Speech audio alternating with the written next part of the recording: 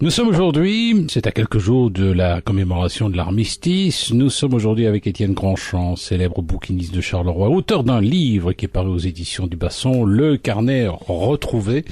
Louis d'Hermine raconte Charleroi en août 1914. Alors, Étienne Grandchamp, qui c'était ce Louis d'Hermine ?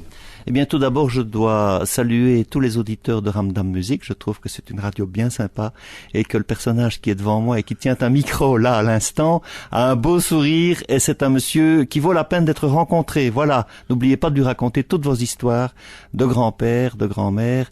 Le passé local, c'est quelque chose qui se perd et qui doit être conservé. La mémoire vivante est dans vos cœurs. Pour toute la sympathie que vous aviez pour vos ancêtres, eh bien, n'hésitez pas à confier cette mémoire du cœur à Ramdam Musique en la personne de Eddie Piron.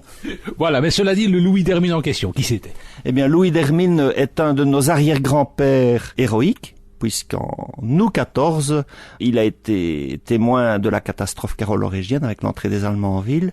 Il était avocat, c'était un jeune avocat de 23 ans, c'était un monsieur qui était aussi employé à la garde civique, il prestait un service de garde civique, et dans son carnet retrouvé, nous avons retrouvé ce carnet dans les archives de la famille d'Hermine, qui a bien obligeamment prêté les archives pour que l'on puisse réaliser ce livre.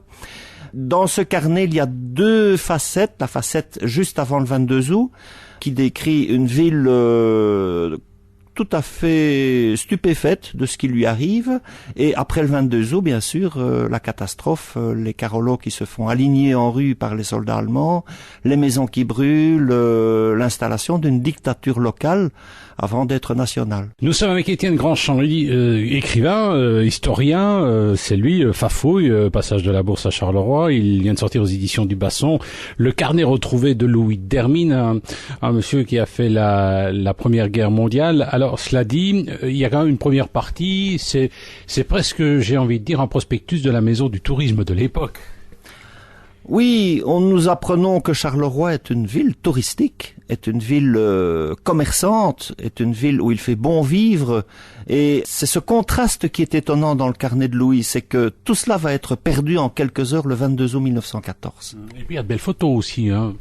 L'ouvrage est illustré plus d'une centaine de documents tout à fait originaux, inédits, des documents parfois très durs que nous avons retrouvés dans des archives communales ou personnelles, privées, des photos qui illustrent les deux facettes justement de ce carnet. Charleroi avant 1914, un Charleroi ensoleillé par le soleil du mois d'août 1914, et un Charleroi assombri jusqu'à la nuit noire de toutes ces fumées de l'armée allemande, de ces fumées des incendies provoqués par l'armée allemande le 22 août 14. Nous sommes avec Étienne Grandchamp, auteur du livre Le Carnet retrouvé de Louis d'Hermine. C'est un livre qui est paru aux éditions du Basson, c'est un beau petit fascicule.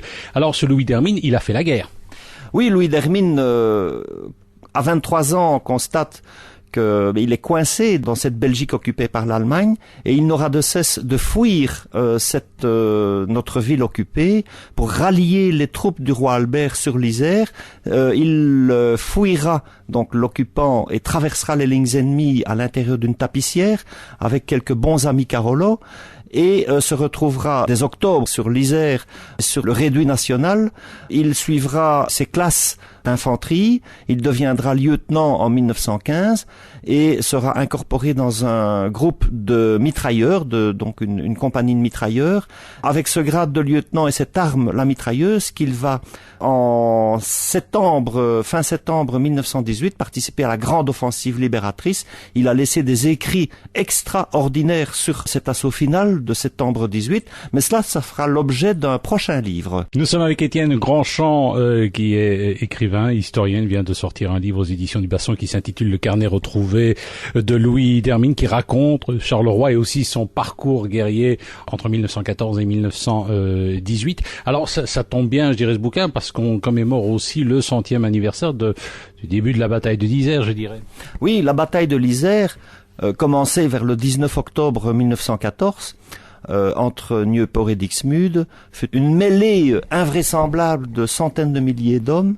Et je vous rappelle que dans le passage de la Bourse, il y a une exposition de photos anciennes sur nos anciens combattants, et il y a à l'intérieur de cette expo 2 panneaux qui évoquent la bataille de l'Isère par rapport à des documents que j'ai personnellement retrouvés dans un grenier de Montigny-le-Tilleul et qui sont des documents extraordinaires issus des archives d'un ancien médecin-major qui était présent sur le front le 20 octobre. Et dans ce dossier, j'ai retrouvé des documents tout à fait inédits sur des soldats, donc sur le Belgian Field Hospital, qui est le tout premier hôpital de campagne belge, créé par des Belges et par des Anglais, par des bienfaiteurs anglais.